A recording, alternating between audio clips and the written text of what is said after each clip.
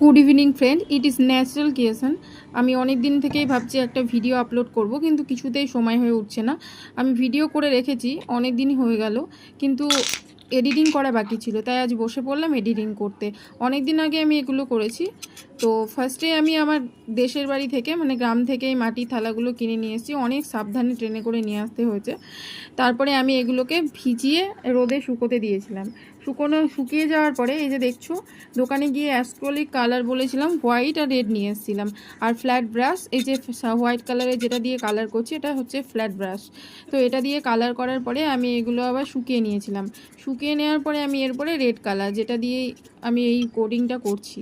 তারপরে আমার বাটি, গ্লাস এগুলো করার পরে এই যে থালাটা যখন কালার করতে যাচ্ছি তখন কিভাবে করে সেটাও তোমাদের জানাচ্ছি।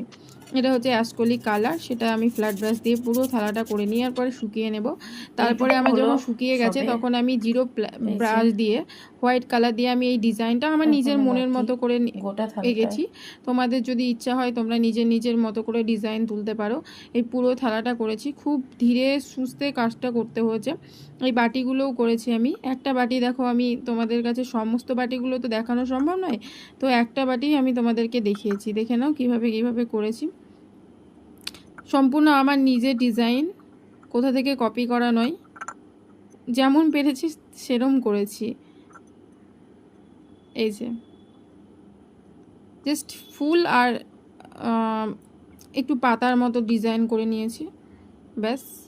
গ্লাসটা আমি করেছিলাম, হয়তো সেটা আর ভিডিও করতে ভুলে গেছি।